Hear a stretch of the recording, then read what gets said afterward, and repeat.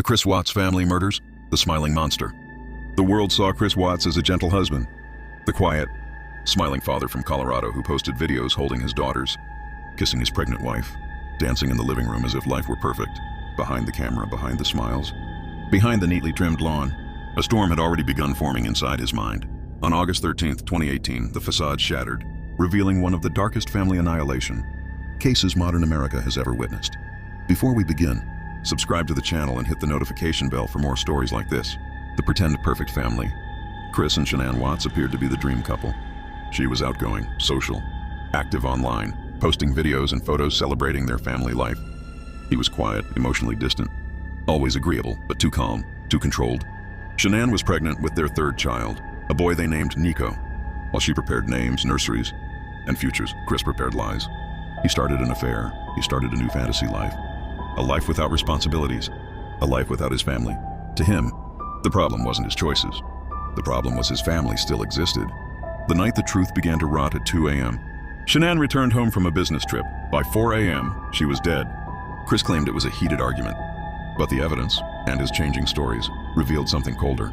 He strangled her, slowly, as she fought to breathe, as their unborn child fought with her, and then came the unthinkable.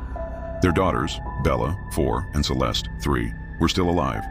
He wrapped their mother's body in sheets. He loaded all 3 into his work truck. He drove to the oil fields, silent, determined, monstrous. Before the sun even rose, he ended both of their lives. Small hands, small voices, big trust. Extinguished, buried in crude oil tanks and dirt like waste. Not family. The actor who forgot his script. Hours later, Chris appeared on the news, pleading, crying, begging for help, but the tears never fell. He stood on the porch smiling strangely, rocking back and forth, begging for the family he already murdered to come home safely.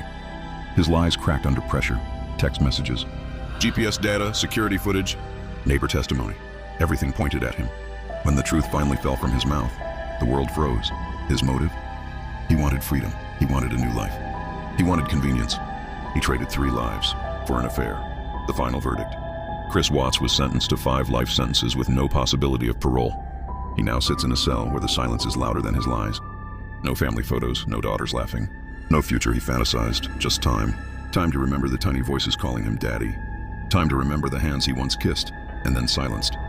Some monsters don't look like monsters. Subscribe to the channel for more stories.